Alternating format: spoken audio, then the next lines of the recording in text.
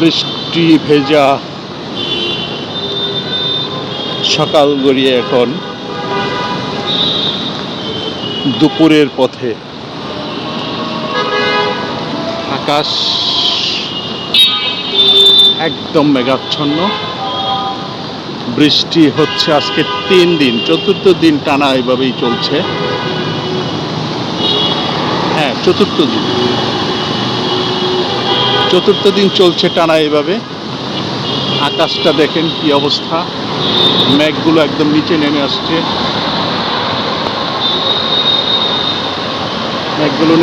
নিচে। জনগণ রাস্তায় আছে, ম্যাক্সিমাম সাথী নিয়ে হাঁটছে, কেউ রিক্সায়, কেউ অটোতে, কেউ সিএনজিতে, যার যার কর্মস্থলে যাচ্ছে। এই চিত্র হলো চড়াপাড়া মেট্রো রেল স্টেশনের কাছাকাছি। খুব মানে বেশি দূরে না মেট্রো স্টেশন চড়াপাড়ার।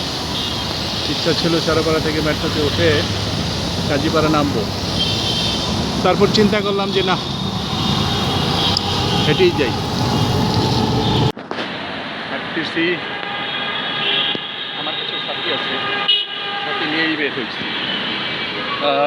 হয়েছি।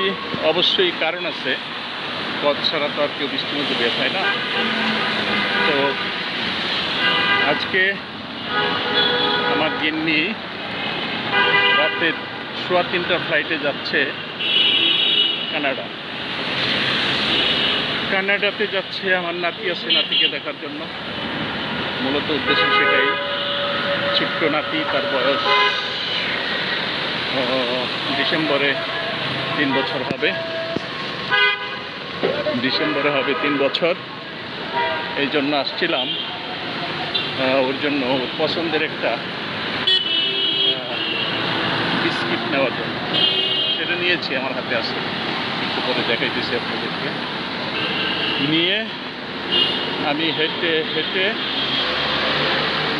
যাচ্ছি কাজীপাড়ার দিকে। কাজীপাড়ার দিকে যাচ্ছি এবং আপনাদের সাথে এই যে বৃষ্টি শেয়ার করার জন্য জাস্ট একটি ভিডিও করতেছি আর কি। এই হলো বর্তমান অবস্থা।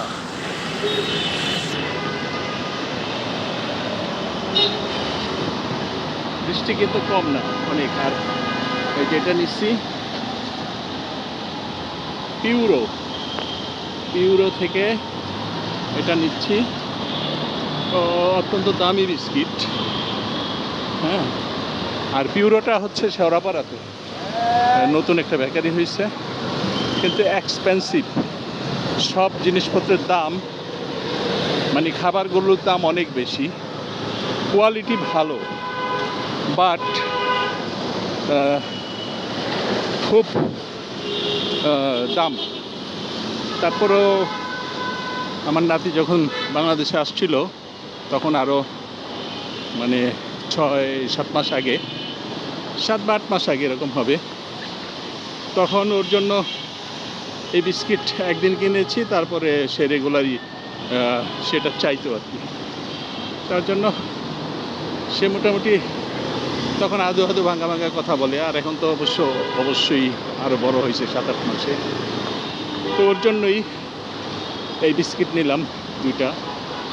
লাগেজও জায়গা নেই, মানে এমন অবস্থা হয়েছে 23 কেজি করে 2টা লাগেজ, আর হ্যান্ড লাগেজ হলো 8 কেজি। মোট 46 আর 8-এ 54 কেজি। কম না কিন্তু একেবারে। কিন্তু এই 54 কেজির মধ্যে আবার 10-2 12, 12.5 কেজি হইলো আপনার লাগেজের ওজন। তাহলে চিন্তা করেন, এই 12.5 কেজি ওয়েট হইল লাগেজের। তো কিছুই করার নাই, লাগেজ ছাড়া তো আর যাওয়া যাবে না, লাগেজ তো নিতেই হবে। এই জন্য আর কি খুব টাইট হয়ে গেছে। এই জন্য 400 গ্রাম বিস্কিট নিলাম।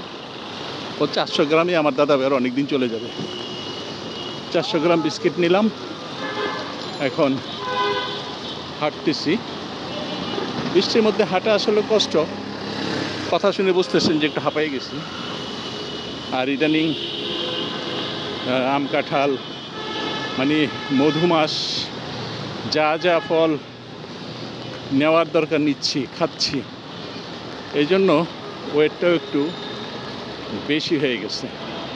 আশা করি এই ওয়েট আবার লুজ করব, সেটা নিজের দায়িত্ব অবশ্য। এই যে রং সাইডে যারা আসে, মানে বাংলাদেশের এই রং সাইডটা আর বন্ধ হবে না। তারা বুঝে না আসলে যে রং সাইডে বহুত প্রবলেম হয়। কী করার আছে, কিছুই করার নেই।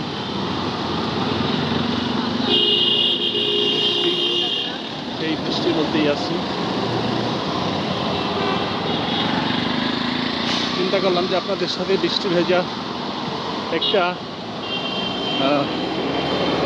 দুপুরের কাছাকাছি একটু শেয়ার করি, তাই আর কি ভিডিওটা করা।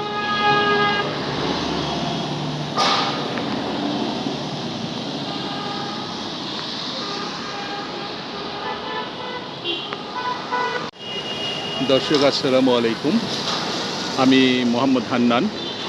এই মুহূর্তে আছি কাজীপাড়া ব্র্যাক হেলথ কেয়ারের সামনে। তো আপনাদের সাথে এই ভিডিওটা শেয়ার করব, কারণ এই যে আজকে 4 দিন যাবৎ বৃষ্টি হচ্ছে তো হচ্ছেই, থামে না। ফেনীতে অলরেডি বন্যা হয়ে গেছে, বৃষ্টির পানি জমে। ঢাকাতে এখনও আমাদের ওরকম বৃষ্টি হয়নি, মানে ঝড়ো ঝরছে ঠিকই, সেটা হলো কন্টিনিউয়াসলি, যার জন্য পানি জমতেছে না। যদি ক্যাটস অ্যান্ড ডগের মতো বৃষ্টি হইতো, হ্যাঁ, মুষলধারে হইলে ঢাকা শহর আমার মনে হয় ডুবে যেত।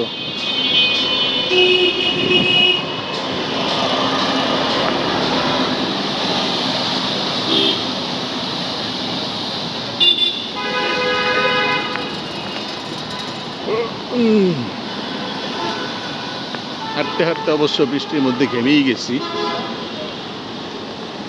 এই যে কাজীপাড়া মাদ্রাসা, এই যে আরেকটা রং সাইডে আসতেছে। এরা রং সাইড ছাড়া কিচ্ছু বোঝে না। এই যে রঙে যাচ্ছে আরেকটা। বেকুব, এরা আসলে বেকুব। এদেরকে স্কোপ দেওয়া উচিত না এদেরকে। এই যে এটা কাজীপাড়া ওভারব্রিজ, আর এটা কেন্দ্রীয় মসজিদ, আমাদের ঐতিহাসিক সেই পাকিস্তান আমলের মসজিদ এটা। এই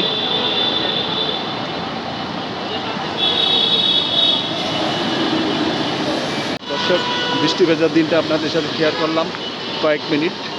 আশা করি অবশ্যই আপনাদের ভালো লাগবে। আর আমার ভিডিওটা একটু লাইক কমেন্টস করে দিয়েন। মানে ভালো মন্দ যাই হোক, একটু লিখবেন, লিখলে হয় কি উৎসাহ পাওয়া যায়। একটু লিখবেন এবং জাস্ট একটু মানে এই